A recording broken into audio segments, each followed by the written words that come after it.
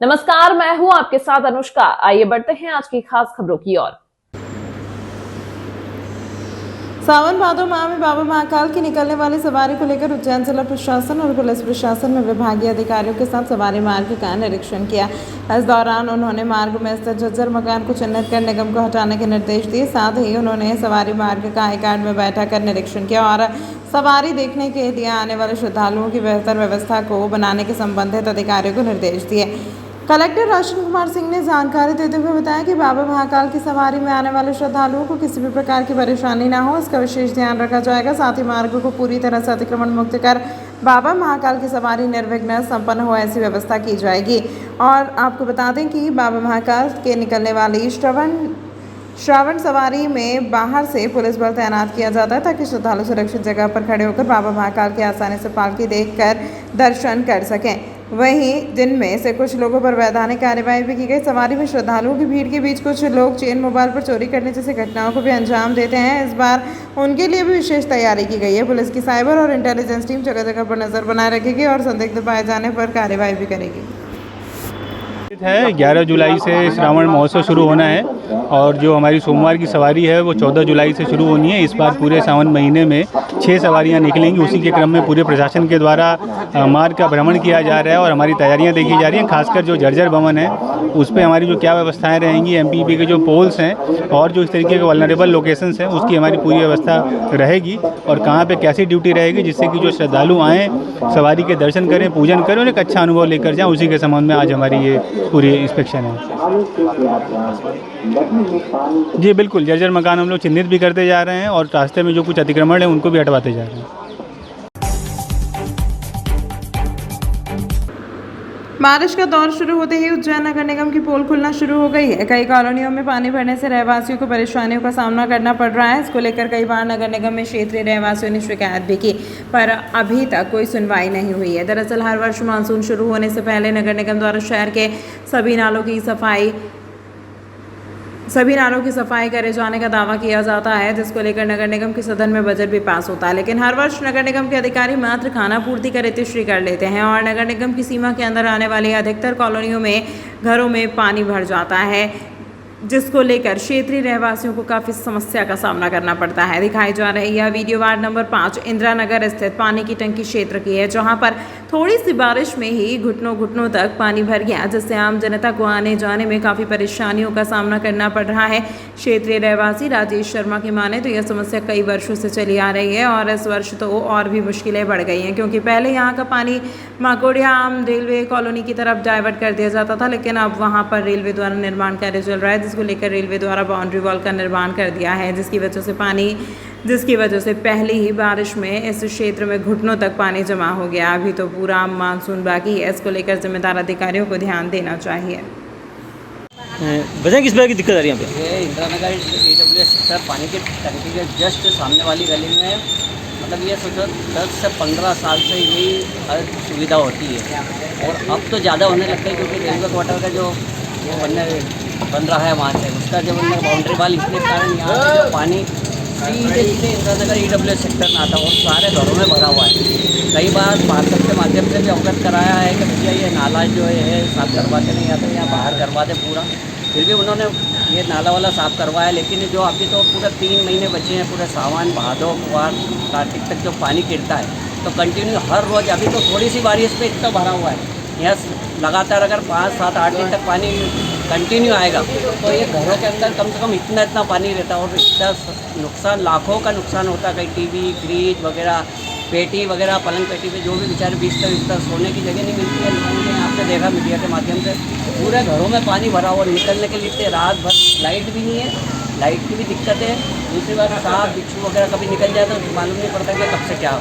मैं विधायक जी से, महापौर से निवेदन करता हूँ कि इंदिरा नगर में जो अतिशीघ्र पानी की निकासी जो नाले के माध्यम से उसको अतिशीघ्र करने की कृपा करें।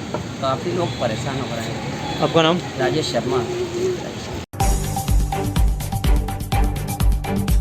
प्रतिवर्ष अनुसार इस वर्ष भी इस्कॉन मंदिर द्वारा भगवान जगन्नाथ यात्रा कृषि उपज मंडी से धूमधाम से निकाली गई, जहां पर अतिथियों द्वारा भगवान जगन्नाथ, बलभद्र एवं सुभद्रा जी की आरती की गई, जिसमें मुख्य रूप से सांसद अनिल फिरोजिया, समाजसेवी नारायण यादव, विधायक अनिल जैन कालूहड़ा, निगम सभापति कलावती यादव, बीजेपी नगर अध्यक्ष संजय अग्रवाल, राज्यसभा सांसद उमेश नाथ महाराज, भरतरी गुफा के महंत महावीर नाथ, मंडी अध्यक्ष जितेंद्र अग्रवाल के साथ ही लाखों भक्त उपस्थित रहे, जहां पर इस्कॉन मंदिर के पीआरओ राघव कीर्ति महाराज ने शॉल और पुष्पमाला से सभी अतिथियों का सम्मान किया। तत्पश्चात एक एक कर तीनों रथों को भक्तों द्वारा रस्सी से खींचकर आगे बढ़ाया गया। ढोल नगाड़ों एवं बाबा महाकाल के डमरू के शंखनाद के साथ ही हमारे हरे रामा हरे कृष्णा की मधुर धुन पर पूरे मार्ग में भक्तगण नाचते गाते आगे बढ़ते गए। यात्रा आगर रोड, चामुंडा माता टावर चौक, 3 बत्ती चौराहा होते हुए कालिदास अकेडमी पहुंची। यहाँ पर 7 दिनों तक प्रभु जगन्नाथ को विराजित किया जाएगा तथा कई सांस्कृतिक कार्यक्रम आयोजित किए जाएंगे। गुरु जी बताएं किस प्रकार की यात्रा निकाली गई है आज? यात्रा भगवान जगन्नाथ, बलभद्र और सुभद्रा महारानी की मंडी चौराहा से निकल रही है, जिसमें इस यात्रा का भव्य स्वागत 31 जगह पर भिन्न भिन्न सामाजिक संस्थान कर रहे हैं। यात्रा बहुत ही अद्भुत है। इसमें उज्जैन महाकाल की नगरी और महाकाल का जो वाद्य है, शिव जी का पसंदीदा वाद्य डमरू से उसका स्वागत हो रहा है और जगह जगह स्वागत सत्कार भगवान का हो रहा है। यात्रा का समापन कालिदास अकादमी में होगा, जहां पर मुख्यमंत्री स्वयं पधारेंगे और वहां पर वे एक अंतर्राष्ट्रीय गीता महोत्सव का जो परीक्षा होता है, उस परीक्षा को करोड़ों लोग एक साथ कर सकें, उस परीक्षा में भाग ले सकें, उस ऐप का विमोचन करेंगे। वहाँ 2 सांस्कृतिक प्रदर्शनियाँ लगी हैं। एक है भगवान जगन्नाथ और इंद्रद्युम्न के बारे में, अर्थात उज्जैन से जो संपर्क है भगवान का प्राकट्य, और दूसरा जो है भगवान किस प्रकार से समरसता का संदेश प्रसारित कर रहे हैं, इस पर आधारित दूसरी समूचे संसार में इस्कॉन के संस्थापक श्री प्रभुपाद जी ने किस प्रकार से रथ यात्राओं का प्रवर्तन किया। आज पूरे विश्व में रथ यात्राएं होती हैं, उस पर आधारित 2 प्रदर्शनियाँ हुई और एक विशाल भंडारा हुआ। यात्रा निकलती किस प्रकार स्वागत है? बाबा जगन्नाथ बाबा की यात्रा यहाँ पे उज्जैन में भव्य निकल रही है। यहाँ इस्कॉन मंदिर की स्थापना जो हुई है वो हमारे यशस्वी मुख्यमंत्री माननीय मोहन यादव जी जब उज्जैन विकास प्राधिकरण के अध्यक्ष थे, उन्होंने इस्कॉन मंदिर का सहयोग करके जो जमीन दी थी, आज वहाँ पर भव्य मंदिर बना है और इस्कॉन के द्वारा यहाँ जगन्नाथ यात्रा प्रतिवर्ष निकाली जा रही है, जो धीरे धीरे एक विराट स्वरूप ले रही है। जैसे बाबा महाकाल की सावन में यात्रा निकलती है, उसी तर्ज पे बाबा जगन्नाथ की भी यात्रा निकल रही है और यहाँ प्रदेश के लोग जगन्नाथ यात्रा में आते हैं। उज्जैन में आनंदमय, जय महाकाल की और जय जगन्नाथ की। स्वागत सम्मान करा गया आज बड़े हर्ष का विषय जो न्यू डॉक्टर मोहन जी यादव ने रखी थी जगन्नाथ के और इस्कॉन मंदिर, उसके लिए आज हम सब और बाबा महाकाल ने जो यहाँ पर इस्कॉन मंदिर के स्थापना के लिए यहाँ पे विश्व संगठन को दी मंजूरी, उसके लिए हम उनका भी बहुत धन्यवाद देते हैं। और इस अवसर पर पधारे हमारे सांसद डॉक्टर अनिल जी भिलोरिया साहब एवं दादा नारायण जी यादव साहब, अनिल जी जैन साहब एवं समस्त जितने भी जनप्रतिनिधि हैं, उनका मैं अनाज और सही तौर से स्वागत वंदन करता हूँ। और इस अवसर पर जो सभी अतिथिगण आए उनका भी हम बहुत बहुत स्वागत करते हैं। आज बड़े सौभाग्य का दिन है कि आज भारतीय व्यवसायी संघ में प्रभु बाजी श्री जगन्नाथ जी महासाहब पधारे और इस अवसर पर हमारे आशीर्वाद दाता यादव साहब दादा पधारे। मैं बहुत अधिक हूँ और बाबा के चरणों में पूरे हमारी महासंघ एवं दर्शक हमारे साथी सभी लोग पूरी सेवा में तनमन से लगे और इस अवसर पर सभी अतिथियों का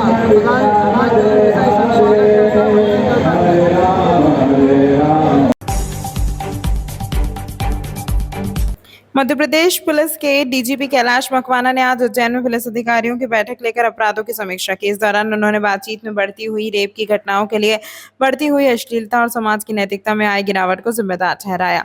मध्य प्रदेश पुलिस के मुखिया कैलाश मकवाना इन दिनों पूरे प्रदेश का दौरा कर अपराधों की समीक्षा कर रहे हैं।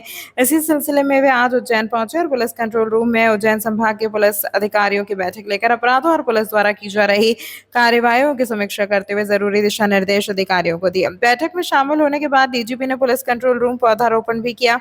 इसके बाद डीजीपी कैलाश मकवाना ने मीडिया के साथ बातचीत में कहा कि पुलिस विभाग में जल्द ही 8,500 पदों पर भर्ती की जाएगी। अपने साथ आपने बताया कि पुलिस ने नक्सली फ्रंट पर भी बेहतर काम किया है, जिसका नतीजा यह रहा कि प्रदेश में 10 बड़े नक्सली मारे गए, जो अपने आप में एक रिकॉर्ड है। आपने प्रदेश में बढ़ती हुई दुष्कर्म की घटनाओं के लिए इंटरनेट पर परोसी जा रही अश्लीलता और समाज की नैतिकता में आ रही गिरावट को भी जिम्मेदार ठहराया। व्यवस्थाएं देखी बैठक को लेकर क्या था पूरा मामला? एक्चुअली काफ़ी दिनों से मेरे माइंड में था कि जोनल मुख्यालय का भ्रमण करके अलग अलग एसपीज़ और हमारे एसडीओपीज़, एडिशनल एसपीज़ से हम समक्ष में चर्चा करें। कई निर्देश समय समय पर हमने पुलिस मुख्यालय से जारी किया है, उसके बारे में स्मरण कराया जाए और उनका पालन किस हद तक हो रहा है वो देखा जाए। इसके अलावा अलग अलग ज़िलों में लॉ एंड ऑर्डर और क्राइम की क्या स्थिति है, कहाँ पे और सुधार की आवश्यकता है, उस सारे मुद्दों पर हमने विस्तृत चर्चा की है। और मैं आप सबको जानकारी देना चाहूँगा कि उज्जैन जोन में करीब करीब सभी ज़िलों में अच्छी कार्रवाइयाँ चल रही हैं, अच्छा उनका परफॉर्मेंस है, सभी एसपीज़ का मेहनत से काम कर रहे हैं।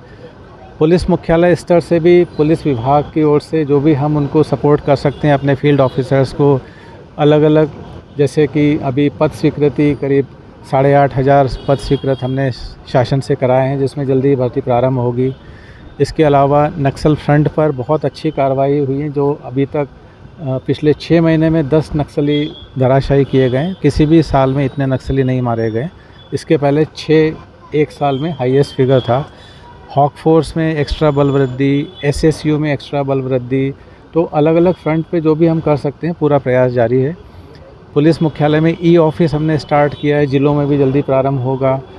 EHRMS की हमने ट्रेनिंग दिलवा दी है और सारे हमारे स्टाफ का सारा सर्विस रिकॉर्ड डिजिटाइज हो जाएगा। आगे चल कर के किसी को भी अपने ट्रांसफ़र्स के आवेदन के लिए वहाँ पर PH को नहीं आना पड़ेगा, उनके पोर्टल के माध्यम से सीधे ज़िलों से अपलोड हो जाएंगे। इस तरीके से बहुत सारी चीज़ों पर हम काम कर रहे हैं और आशा है कि उसके अच्छे परिणाम आएंगे। सर, पदोन्नति को लेकर पुलिस विभाग में खासा आक्रोश होता है कि समय पर नहीं होती, उसको लेकर कुछ न्याय कराओ? नहीं, पदोन्नति में तो मेरा ये कहना है कि देखिए, ये एक अनफॉर्चुनेट था कि पिछले 9 साल से शासकीय विभागों में पदोन्नति नहीं हो पाई और इसमें अभी हाल ही में नए पदोन्नति नियम 2025 बने हैं और वर्तमान उसमें मुख्य सचिव ने भी काफ़ी उसमें इंटरेस्ट लेकर के उसको पुश किया है। CM साहब का भी उसमें बहुत पॉजिटिव रोल रहा है, तभी वो नए नियम बन पाए हैं। पुलिस विभाग क्योंकि एक अलग है जिसमें कि मोटिवेशन ज़रूरी है, इसलिए 2021 में कार्यवाहक पदोन्नति के 4 साल पहले ही एक नए नियम बना करके शासन से अप्रूव करा करके कार्यवाहक पदोन्नतियां दी गई थी। तो शासन के सारे विभागों में पुलिस एक ऐसा विभाग है जहां कार्यवाहक पदोन्नतियां समय पर दी गई हैं। अब चूँकि नए नियम बन चुके हैं तो उसके अनुसार अब जिनको रेगुलराइज कराना है उनके रिकॉर्ड्स पूरे एग्जामिन करके हमारी कमेटीज उसको करेंगी जल्दी। घटनाएं भी काफ़ी बढ़ती जा रही है। इसके बहुत सारे कारण हैं। मेरा ये सोचना है कि इसमें इंटरनेट, मोबाइल, जो ऑब्ससीन मटेरियल की अवेलेबिलिटी, शराब, ये मोबाइल से कोई कहीं से कहीं किसी से कनेक्ट हो रहा है, समाज में नैतिकता की गिरावट, ऐसे बहुत सारे कारण हैं। तो सिर्फ हम ये कहें कि पुलिस के बूते की बात है तो वो संभव नहीं है। हम देखें कि घर में कोई एक दूसरे के ऊपर वॉच नहीं रख पा रहा है। पहले होता था कि टीचर्स और माता पिता की बात बच्चे मानते थे और एक आँख की शर्म रहती थी, लेकिन अब बहुत सारे सीमाएं टूट चुकी हैं और अश्लीलता जिस तरीके से इंटरनेट से परोसी जा रही है बचपन से, वो उनका दिमाग निश्चित रूप से कहीं ना कहीं विकृत कर रही है और उस कारण से ये घटनाएं काफ़ी बढ़ी हैं। सर, साइबर अरेस्ट को लेकर केंद्र और प्रदेश सरकार जरूर चिंतित है, पुलिस भी कार्य कर रही है, इसको लेकर आपका क्या संदेश है, क्या रणनीति? जी, एक्चुअली बीच में डिजिटल अरेस्ट और साइबर फ्रॉड्स की घटनाएं काफ़ी ज़्यादा सुनने में आ रही थी, तो माह फरवरी में हमने 10 दिन का सेफ इंटरनेट डे के उपलक्ष्य में एक आयोजित किया था और मेरे विचार से इतने बड़े पैमाने पर पूरे प्रदेश में पहले साइबर जागरूकता का अभियान लॉन्च नहीं किया गया था।